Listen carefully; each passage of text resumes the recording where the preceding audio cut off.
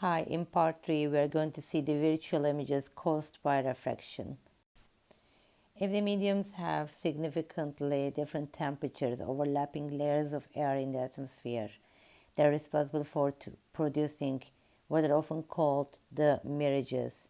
In fact, it is a phenomenon in which the virtual image of an object is observed to be positioned either above or below the actual object.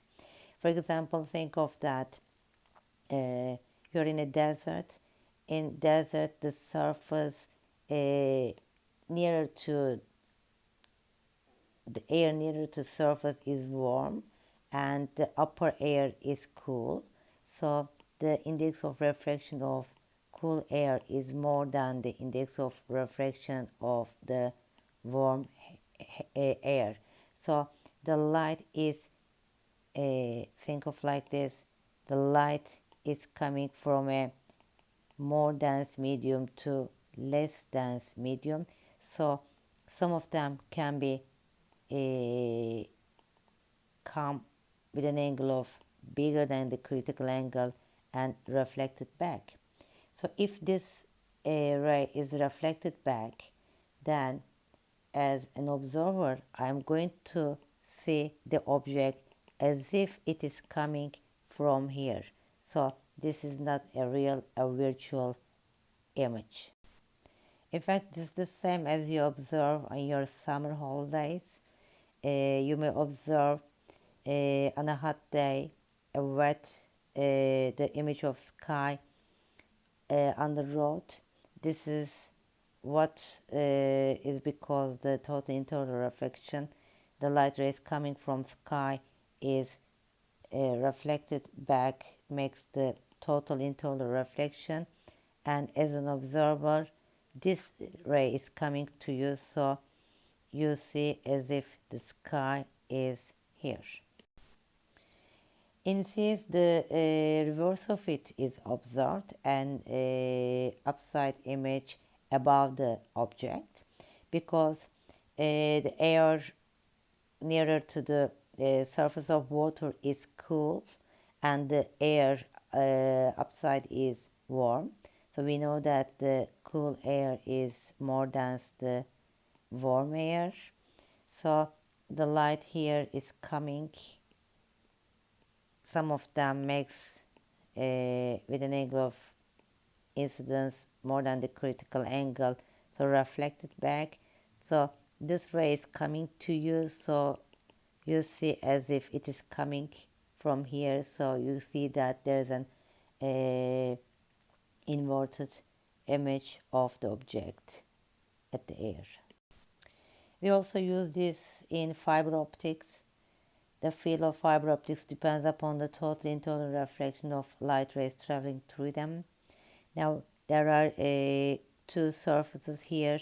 The outside is low index coating and the inside is a high index coating. So when a signal with an in form of light coming here, it goes from a more dense medium to a less dense medium, so makes always total internal reflections, and so is transmitted in that way. As you may observe this picture in your daily life, the pen seems to be broken. In fact, the pen is here. I can imagine it, but you observe as if here. So there's a shift of image because of the refraction. The parallel beam of light passing through the parallel medium is also parallel, and the amount of shift depends on the angle of incidence, the thickness of the medium, and the index of refraction of the medium. Let's explain what is the parallel shift. Now here you see that the light is coming here in this way. If there is no such a medium L, it will go in this way. This is the old path. But we have a parallel medium L here, and the index of refraction of L is bigger than K. So here you see that it shifts towards the normal as passing from less dense medium to more dense medium. This angle is equal to this angle, so it is refracted again away from the normal. So this ray is parallel to the original one. This is the shift ray. So this difference is called the amount of shift, delta x. This is the amount of shift of the ray. So as you increase the angle of incidence, the amount of shift also increases. If you increase the thickness of the parallel medium, the amount of shift also increases. If you increase the index of refraction of the medium between, then the parallel shift will also increase. This is important in solving the problems. If the mediums are parallel, then the medium between others doesn't affect the angle of refraction. It just shifts the ray further. Now you see here that in B there is no medium N2. You get it away, but there's no change with the angle of refraction. So you can use this information in solving the problems. It's just what N2 is used for. It just shifts the ray. If you increase this thickness, the amount of shift increases. If you increase the index of refraction of N2, the amount of shift increases. If you increase the coming angle of incidence, then again the amount of shift increases. Now if the boundary between the mediums is circular, then what happens?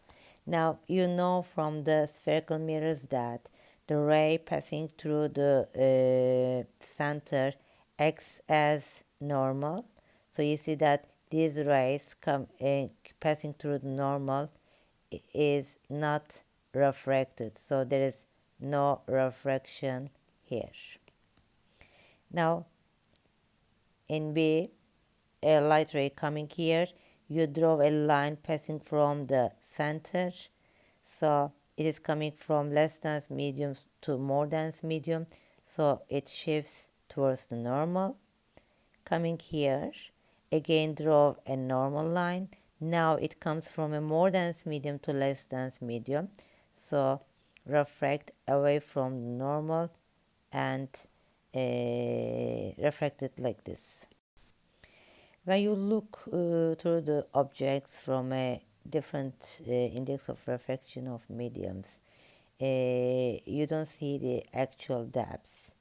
How you see, if you look from a less dense medium to a more dense medium, you will see the object as if it is closer to you. Why it is so? Because why do we see objects? Because light is coming from them.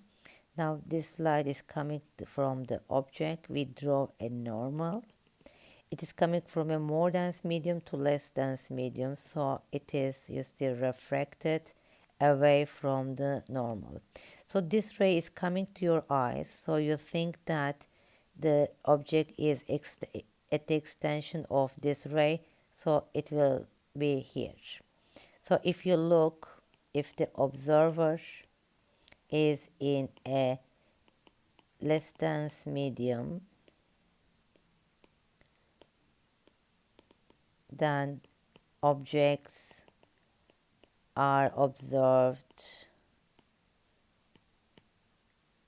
as if they are closer. This is the observed height and this is the real height. Now, if you are as an observer in a more dense medium, how you observe the objects in a less dense medium? Now you're observing a tree, and now the light's coming from tree. I draw a normal. It is coming from a less dense medium to more dense medium, so it is bent towards the normal. So this ray is coming to you. So you see the tree as if at the extension of this incoming ray. So the tree will be observed as if it is here. So you see that this is the observed distance and this is the real distance. So if the observer is in more dense medium, then objects are observed in less dense medium as far away. When you put a medium, a more dense medium between an object and you, your eyes, then the object will be observed closer to you. This is the apparent distance and this is the real distance. You see that the apparent distance is less than the real distance because you see the light, this is the light ray, it is refracted like this, and you see this ray is coming to your eyes. You see at the extension of this incoming rays, its intersection is closer to you. Now let's explain where the point P is observed by the observers K and L. What is the difference between them? When K is observing a circular path, so all the rays coming from P is passing through the normal, so there will be no refraction.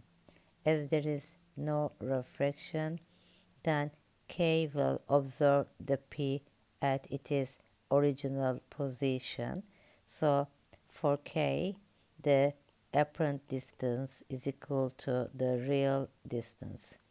But for L, light coming from P will be refracted away from the normal, so the intersection point will be closer. So this is the apparent distance. So for L, the apparent distance is smaller than the real distance. Here again, the fish is at the center of the fish bowl. So as it is at the center, all rays coming from the fish will come through the normal line. So there will be no refraction. I'm going to observe the fish where it is. So again, the apparent distance is equal to real distance as the fish is at the center.